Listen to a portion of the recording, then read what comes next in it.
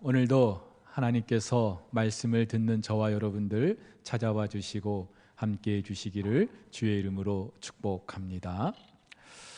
국내에서는 어느 정도 진정세에 접어들었던 코로나, 이제는 전 세계로 들불처럼 확산하면서 지구촌 전체가 초긴장 상태에 있습니다.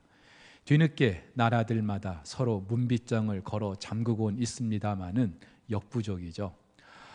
그런데 일단 감염도 문제입니다마는 더 큰 문제는 경제입니다. 경제가 출렁거리고 있습니다.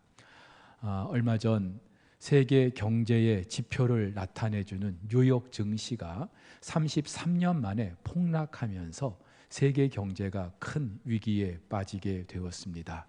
우리나라도 예외는 아니죠.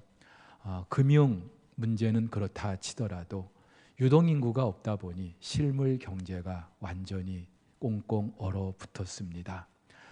평소 같으면 북적거려야 될 공항이나 시장, 그리고 식당이나 카페들이 텅 비어 있습니다. 심지어 전문가들은 지난 1998년 IMF 그리고 2008년 글로벌 경제 위기와 같은 그런 큰 위기가 다시 한번 찾아올 것이라고 이야기하고도 있습니다. 실제로 우리 성도들 중에도 어려워하는 분들이 많이 계십니다. 그렇죠. 지금은 너나 할 것 없이 이중삼중으로 모두가 힘든 시기를 지나고 있습니다. 여러분, 그렇다면 이 어려운 때 우리는 어떻게 지날 수 있겠습니까? 특별히 우리의 시장이 텅 빈 것 같은 경제적으로 물질적으로 어려움을 겪고 있는 때 우리는 어떻게 이 위기를 극복할 수 있겠습니까?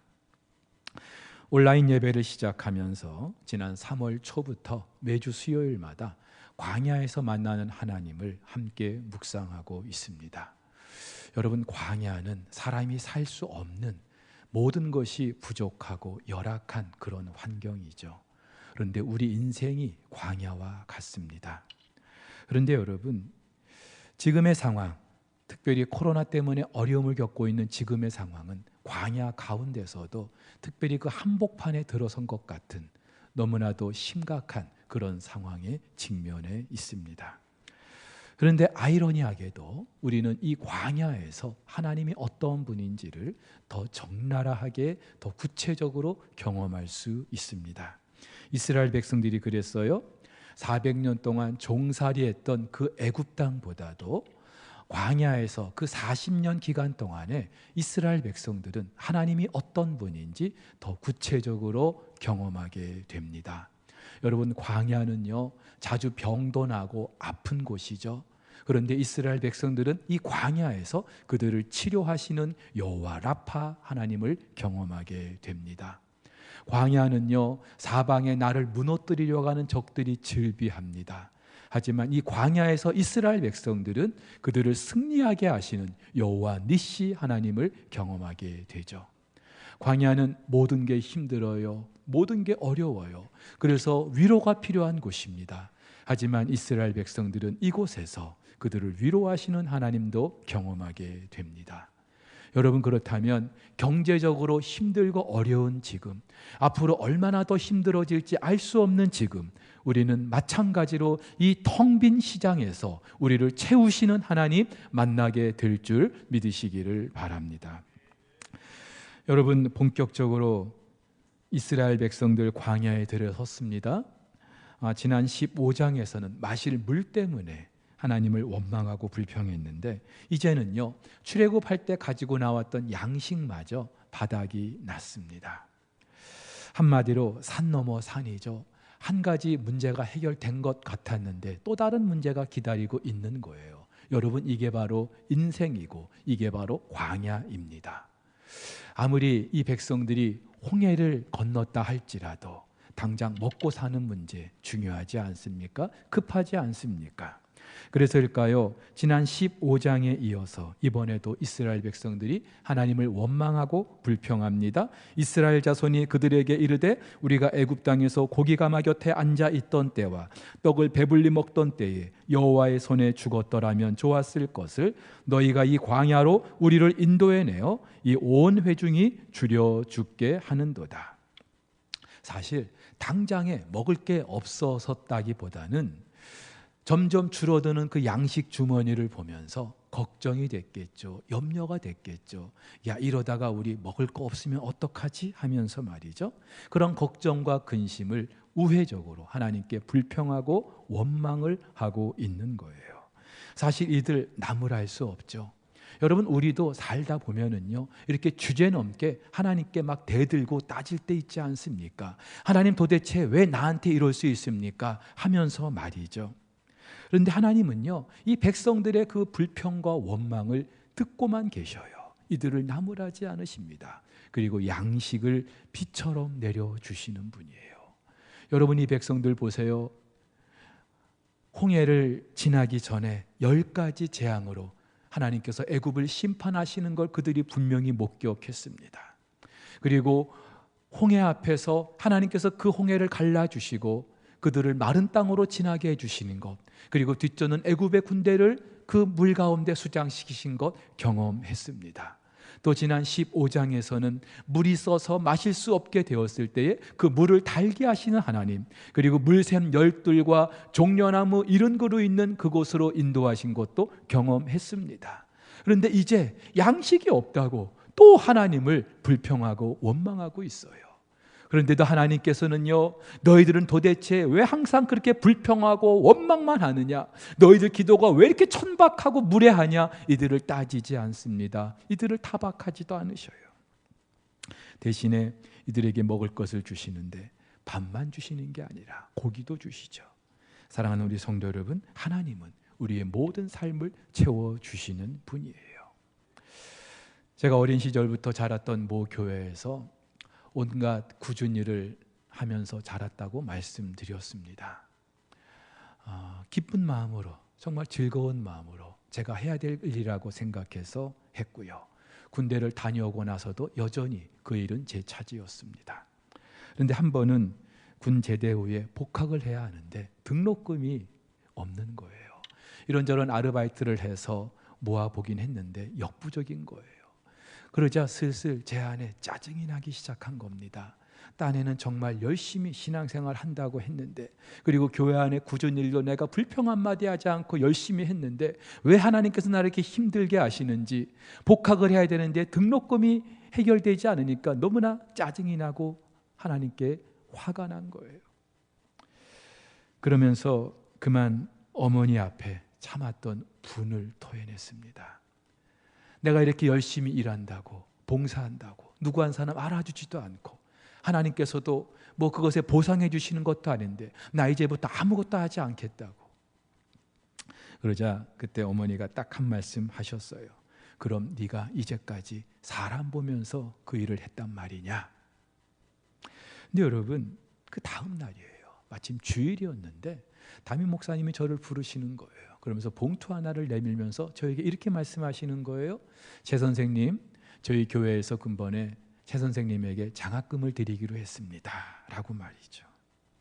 마치 전날 어머니께서 제 이야기를 듣고 담임 목사님에게 이야기하신 것처럼 기가 막히게 그렇게 어머니 앞에서 투정했던 날, 불평했던 그 다음 날 목사님께서 장학금을 주시는 거예요.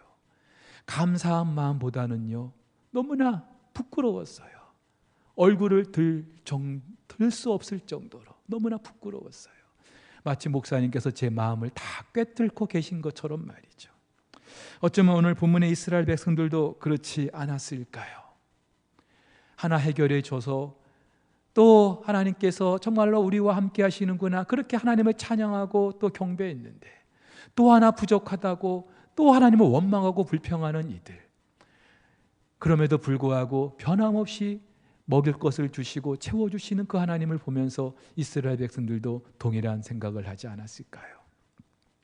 여러분, 그런데 여기서 우리가 알아야 될 게 있습니다. 그렇죠. 이스라엘 백성 지금 광야에 있습니다. 마실 물도 부족하고 먹을 양식도 없는 그런 광야입니다. 그래서 어쩌면 고기가마 곁에 있었던 그 애굽 시절이 더 그리울 수 있을 거예요. 적어도 끼니 걱정하지 않았던 그 애굽 땅이 더 좋아 보일 수 있을 거예요. 하지만 여러분, 그래도 이들은요, 광야 40년 세월을 지나고 있습니다마는 평생 동안 400년 동안 종살이하던 그 애굽에서 출애굽한 백성들이에요.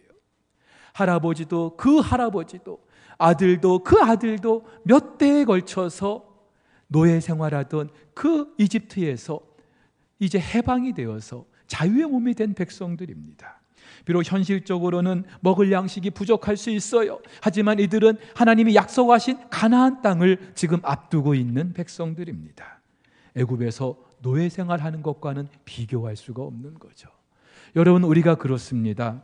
당장 먹고 사는 문제가 더 급할 수 있고 중요할 수 있어요. 하지만 그런 때일수록 저와 여러분들이 어떤 사람인가를 생각해야 합니다. 하나님께서는 저와 여러분들을 죄와 사망의 그런 굴레에서 해방시켜 주시고 하나님의 자녀로 우리를 삼아 주셨습니다. 세상 사람들이 아무리 잘 먹고 잘 살아도 그들이 부러워하지 마세요. 그저 그들은 이 세상에서 그렇게 살 뿐이에요. 하지만 하나님께서 우리를 위해서 예비해 놓으신 세상은 이 세상이 아니라 가나안 땅. 저와 여러분들의 소속이 다르고 신분이 다르고 우리가 갈 길이 다른 사람들이에요. 무엇보다 하나님께서는요, 온 우주 만물의 주인이신 하나님께서는요, 당신의 아들 예수 그리스도를 십자가에 내주셔서 저와 여러분들을 당신의 자녀 삼아 주셨어요. 하나님께서 하실 것 같으면 광야에서 고기를 못 주시겠습니까? 마실 물을 못 주시겠습니까? 근데 그 하나님께서 당신의 아들을 십자가에 내주시면서까지 우리를 자녀 삼으셨다면 그 하나님께서 우리들의 삶을 책임져 주지 않으시겠어요? 사랑하는 성도 여러분, 따라서 우리가 살면서 힘들고 어려울 때 내가 누구인지를 생각해야 돼요. 내가 이미 받아 누린 이 구원이 얼마나 우리에게 큰 기쁨을 주는지, 감격을 주는지, 밭에 감춰진 그 보화를 들여다보는 것처럼 우리는 날마다 내가 누구인지를 생각할 수 있어야 할 것입니다. 무엇보다 하나님은요, 이 땅에서 당신의 백성들 이슬만 먹고 살게 하시는 분이 아니에요. 이 땅에서 필요한 것들을 채우시죠. 마실 물도 주시지만 먹을 양식도 허락하셔요.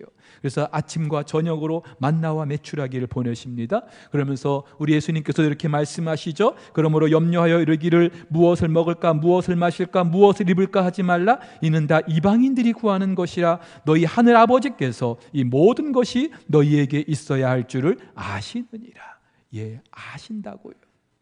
바울도 이렇게 말합니다. 자기 아들을 아끼지 아니하시고 우리 모든 사람을 위하여 내주시니가 어찌 그 아들과 함께 모든 것을 우리에게 주시지 아니하겠느냐.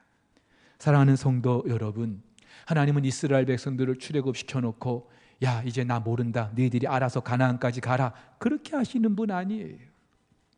이 백성들에게 출애굽도 중요하지만 이 광야 길을 지나는 것도 얼마나 중요한지 잘 알고 계시는 분이에요. 그래서 그들의 영적인 필요뿐만이 아니라 육신의 필요까지 채워주시는 분입니다. 한 달 생활비가 얼마나 들어가는지, 아이들 학비며 학원비가 얼마나 되는지, 매달 꼬박꼬박 들어가야 되는 집세와 또 카드값, 그리고 세금의 종류가 무엇인지 우리 하나님은 다 알고 계셔요. 저 높은 곳에서 세상을 등지고 계신 분이 아니라 우리 곁에서 우리와 함께 하시는 분인 줄 믿으시기를 바랍니다. 우리의 필요가 무엇인지 알기만 하시는 게 아니라 때에 따라서 채워주시는 분이에요. 그래서 4절에서 하나님께서는 말씀하십니다. 하늘에서 양식을 비같이 내리겠다고요. 하늘에서 내리겠다, 무슨 말이에요? 하나님이 해결해 주시겠다는 겁니다. 하나님께서 그들의 주인 되신다는 말이죠. 여러분, 주인은요, 자기의 식솔들을 책임지는 사람이에요. 그런데 이 출애굽 사건, 이스라엘 백성들에게 그들의 주인이 누구인지를 분명히 보여주시는 거죠. 그들을 지배했던 애굽 사람들이 아니라 하나님께서 그들의 주인 되심을, 그 하나님은 애굽 땅뿐만이 아니라 이 광야에서도 그들을 책임져 주시는 주인이심을 그들에게 분명히 보여주시는 사건이에요. 사랑하는 성도 여러분, 이것을 아는 게 너무나 중요합니다. 죄와 허물로부터 구원을 받은 저와 여러분들, 우리 인생의 주인이 하나님이심을 아셨다면은 이 광야와 같은 때, 특별히 코로나로 인하여서 어려움을 겪고 있는 때 역시 우리의 주인은 변함없이 하나님이라고 하는 사실을 믿으시기를 주의 이름으로 축복합니다. 그래서 모세가 이렇게 말하죠. 너를 낮추시며 너를 줄이게 하시며 또 너도 알지 못하며 네 조상들도 알지 못하던 만나를 내게 먹이신 것은 사람이 떡으로만 사는 것이 아니요 여호와의 입에서 나오는 모든 말씀으로 사는 줄을 네가 알게 하려 하심이니라. 무슨 말이에요? 광야에서 만나를 내리신 무엇을 보여주고자 하시는 거예요? 내가 너희의 하나님이다, 내가 너희의 주인이다라는 것이죠. 여러분, 그런데 그런 하나님도 채우지 못하시는 게 있어요. 먼저는요, 우리의 욕심입니다. 여러분, 욕심은요 깨진 항아리 같아요. 아무리 갖다 물을 부어도 아무 소용이 없어요. 채워도 채워지지 않아요. 그래서 성경은 이렇게 말합니다. 거머리에게는 두 딸이 있어 다오다오 하느니라. 족한 줄을 알지 못하여 족하다 하지 아니하는 것 서너시 있나니. 거머리의 두 딸, 거머리 몸 끝에 있는 두 빨판을 말합니다. 그 빨판을 이용해서 동물의 몸에 달라붙어서 피를 빨아먹는 거예요. 근데 아무리 빨아먹어도 족한 줄 모르기 때문에 이 거머리를 일컬어서 끝없는 탐욕의 그런 상징으로 말하고 있는 겁니다. 여러분, 그렇죠? 인간의 욕심은 끝이 없어요. 채워도 끝이 없어요. 근데 여러분, 그거 아십니까? 욕심과 행복은 비례하지 않습니다. 욕심이 많으면 많을수록 그 사람은요 행복하지 않아요. 아무리 갖춘 것이 많이 있어도 욕심을 계속 부리기 시작하면은 그 사람은 절대 행복할 수가 없는 거예요. 그래서 이스라엘 백성들이 만나를 거두게 하실 때 하나님은 먹을 만큼만 거두게 하시죠. 더 거두지도 말고 필요한 만큼만 거두게 하셔요. 욕심 부리지 말라는 말이에요. 여러분, 하나님이 왜 이런 명령을 내리셨어요? 하나님은 우리 욕심을 채우는 분이 아니라 우리의 필요를 채워주시는 분이기 때문이죠. 욕심을 채우려 하면은 아무리 해도 채워지지 않기 때문이에요. 여러분, 그래서 살면서 내 인생이 채워지기를 원하신다면, 그래서 내 인생이 행복해지기를 원하신다면 여러분, 욕심을 떨쳐버려야 합니다. 욕심을 가지고 있는 이상, 이 욕심을 채우려 하는 이상 우리 인생은 절대로 채워지지 않아요. 그리고 우리 인생은 절대로 행복해질 수 없습니다. 근데 이 욕심 떨쳐내는 게 쉽지 않죠. 그래서 이 욕심을 떨쳐버리기 위해서 우리 하나님께서 우리에게 주시는 처방이 있어요. 그것은 바로 나누는 것입니다. 오늘 16절에서 이렇게 말씀하셔요. 여호와께서 이같이 명령하시기를 너희 각 사람은 먹을 만큼만 이것을 거둘지니 곧 너희 사람 수요대로 한 사람이 한 오멜씩 거두되 각 사람이 그의 장막에 있는 자들을 위하여 거둘지니라. 각 사람이 그의 장막에 있는 자들을 위하여 거둘지니라. 여러분, 생각해 보세요. 지금 이스라엘 백성들이 만나를 거두기 위해서 진 밖으로 또 텐트 밖으로 나갔어요. 그런데 그 텐트 안에 있는 사람들 중에는 나가서 그 만나를 거두지 못하는 사람들도 있을 거 아니에요. 노약자들도 있을 거고 어린아이도 있을 것이고, 당연히 그들이 가족이라면 다른 가족들이 가서 그 사람들 몫까지 다 거두어 오겠죠. 그런데 우리 텐트 안에 있는 사람이 아니라 옆집에 있는 사람이라면요, 근데 그 집에는 그 먹을 것을 거둘 수 있는 사람이 없어요. 독거 노인이 있다든지 거동이 불편한 사람이 있다든지, 그러면 누가 그 사람 먹을 것을 채워줘야 될까요? 누가 거둬줘야 될까요? 만약에 내가 다른 사람들보다 더 많이 거뒀어요.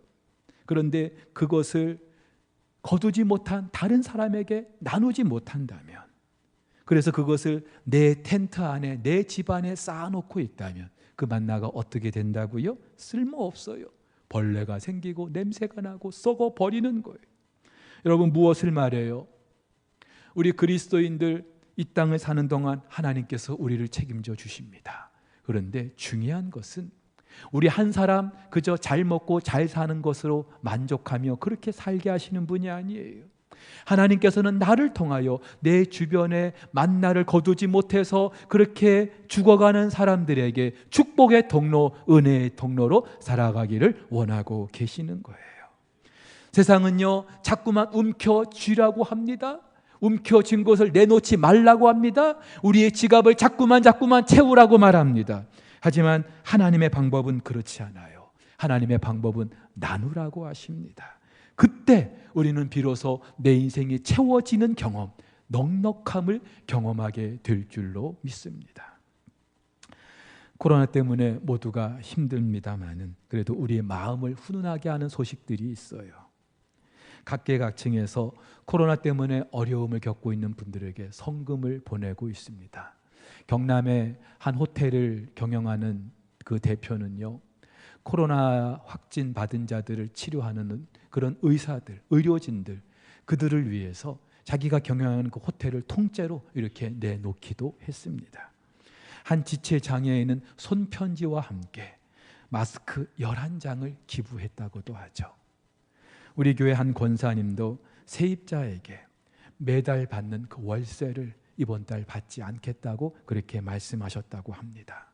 사실 그분도 어쩌면 그 월세 받지 않으면 생활에 지장을 받을 수도 있을 거예요. 그런데 더 어려운 이들을 생각하신 것이죠. 사랑하는 우리 성도 여러분, 살면서 내 인생은 왜 이렇게 모자랄까? 늘 아쉽다고 생각하십니까?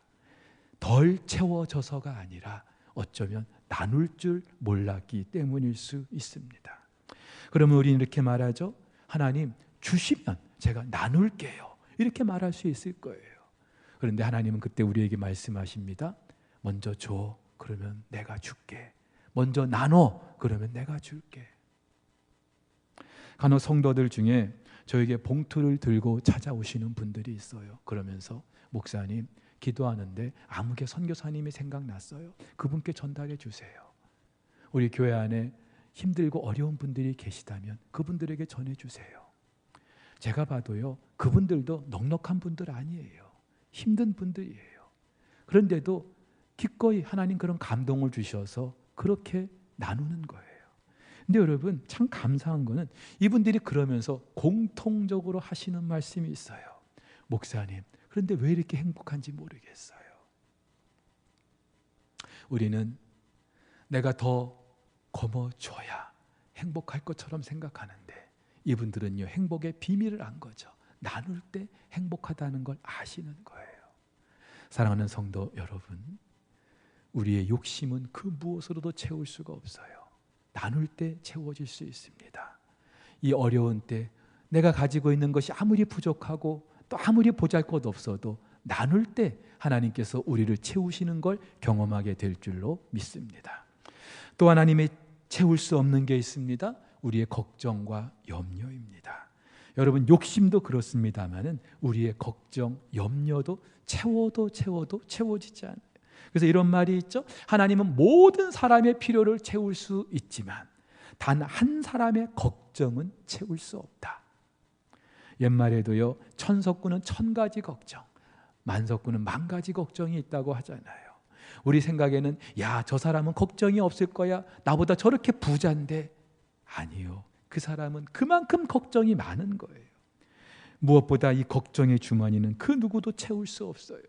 그래서 오늘 하나님께서는요, 이스라엘 백성들에게 만나를 매일 필요한 만큼만 거두게 하십니다. 아침까지 남겨두지 말라고 하십니다. 왜요? 만나는 매일 내리기 때문에. 물론 매일 내리니까 게을러서는 안 되겠죠. 그 만나를 거두기 위한 우리의 수고와 노력도 분명히 있어야 돼요. 하지만 그렇다고 해서 내일, 모레, 한 달치, 2달치, 1년, 2년 미리 먹을 것을 내가 거두는 것, 그것을 쌓아두는 것, 그거 의미 없다는 거예요. 여러분, 우리가 왜 내일을 준비합니까? 만약의 경우를 대비해서죠. 내일은 만나가 내리지 않으면 어떡하지? 그러면서 내일 만나 것까지 우리가 준비할 수 있는 거예요. 그러면서 우리가 어떤 생각합니까?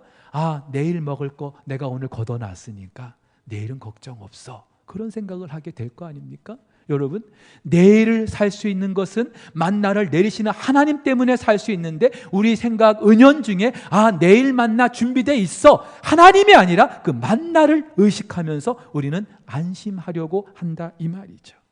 그래서일까요? 하나님은 내일을 위해서 준비한 그 잉여분의 만나 다 썩어 못 먹게 하십니다. 여러분, 굉장히 의미심장한 일이에요. 여러분, 내일을 위한 준비 필요해요. 그런데 착각하지 말 것은 그것 때문에 내가 내일을 살 수 있는 게 아니라 이 말이에요. 여러분이 통장에 아무리 저축을 많이 해놔도, 보험에 들어놔도 그것 때문에 내 남은 인생 안심하다. 아니요. 하나님은 그것들 때문에 우리의 인생이 안심할 게 아니라 하나님 당신으로 말미암아 우리의 인생이 안심하다는 것을 말씀하고 계시는 거예요. 오늘 하루도 하나님의 은혜로 살았던 것처럼 내일도 역시나 하나님의 은혜로 살아가는 줄 믿으시기를 바랍니다. 내일은요, 내일 주시는 만나로 사는 거지 오늘 예비해 놓은, 오늘 쌓아놓은 그 만나로 사는 게 아니에요. 사랑하는 성도 여러분, 여기서 우리는 뭘 알아야 됩니까? 우리 성도들은요, 우리 그리스도인들은요, 하나님의 은혜로 사는 사람들이에요. 이걸 아는 게 진짜 믿음이죠. 실제로 광야 40년 동안 한 번도 만나가 내리지 않았던 적이 없어요. 여러분, 우리 인생이 광야잖아요. 우리는 내일은 만나가 없으면 어떡할까 그 걱정하면서 살고 있잖아요. 하지만 하나님께서 이스라엘 백성들을 통하여 미리 보여주셨어요. 광야에서도 하나님은 그 백성들을 책임져 주시는 분인 줄 믿으시기를 바랍니다. 그래서 내일 일을 걱정하지 말라 하신 거예요. 내일 일을 미리 걱정하는 게 부질없다는 거예요. 그런데 이 걱정이나 염려도 욕심만큼이나 떨쳐지지 않습니다. 어떻게 될까요? 이때 우리에게 주시는 처방전, 기도입니다. 빌립보서에서 이렇게 말하죠. 아무것도 염려하지 말고 다만 모든 일에 기도와 간구로 너희 구할 것을 감사함으로 하나님께 아뢰라. 그리하면 모든 지각에 뛰어난 하나님의 평강이 그리스도 예수 안에서 너희 마음과 생각을 지키시리라. 여러분, 염려는요, 기도로 떨쳐지는 줄 믿으시기를 바랍니다. 염려의 반대말, 무관심, 내가 관심을 갖지 않으면 되겠구나. 아니요. 염려의 반대말은 무관심이 아니라 기도예요. 기도와 염려는요, 한 뿌리에서 났어요. 그래서 기도하면 인생이 채워지지만 염려하면은요, 인생은 텅 비어 버리는 거예요. 채워지지 않아요. 그래서 걱정이 많은 밤, 다른 방법 쓰지 마시고 그 염려거리를 말만 바꿔서 기도하시면 돼요. 하나님께 기도로 올려드리는 거예요. 그래서 오늘 바울도 말하잖아요. 기도와 간구로. 아무것도 염려하지 말라고 그렇게 말하면서 기도와 간구, 같은 말이에요. 근데 두 번이나 반복해서 말하고 있어요. 무슨 말이에요? 기도가 그만큼 중요하다는 거죠. 사랑하는 성도 여러분, 광야에서 우리가 하나님을 만날 수 있는 절대 통로는 기도에 있는 줄 믿으시기를 바랍니다. 그래서 우리가 코로나 때문에 예배당에 모이지 못한다 할지라도 여러분 집에서든지 어디서든지 이 기도만큼은 놓아서는 안 되는 거예요. 남편이 퇴직하게 됐습니까? 당연히 걱정, 염려되겠죠. 우리 아이들이 아직 다 크지 않았는데 학비는 어떡하지? 시집장가 어떻게 보내지? 앞으로 뭐 먹고 살지? 걱정되지 않겠어요? 코로나 때문에 장사도 안 돼요. 일자리도 잃게 됐어요. 당장에 월세며 생활비 어떡하지? 밤마다 걱정이 눈앞을 가리고 그 걱정의 무게 때문에 짓눌려서 밥도 못 먹어요. 근데 여러분, 이때 그 걱정을 기도로 바꿔보십시오. 내 마음속에서 어떡하지 걱정, 근심이 밀려올 때에 기도로 바꿔서 하나님께 올려보십시오. 물론 당장에 하나님께서 응답하시지 않을 수도 있어요. 그러나 기도하다 보면, 묵묵히 기도하다 보면 어느새 내 마음에 평강이 있어요. 그리고 문제도 해결돼 있습니다. 여러분, 그래서 오늘 우리 이렇게 찬양했잖아요. 그 두려움이 변하여 내 기도 되었고 전날의 한숨 변하여 내 노래 되었네. 우리 다 같이 한번 해볼까요? 그 두려움이 변하여 내 기도 되었고 전날의 한숨 변하여 내 노래 되었네. 할렐루야. 코로나 때문에 우리의 시장이 텅 비었습니다. 그런데 여러분, 한 가지 분명한 사실이 있어요. 하늘 만나는 변함이 없습니다.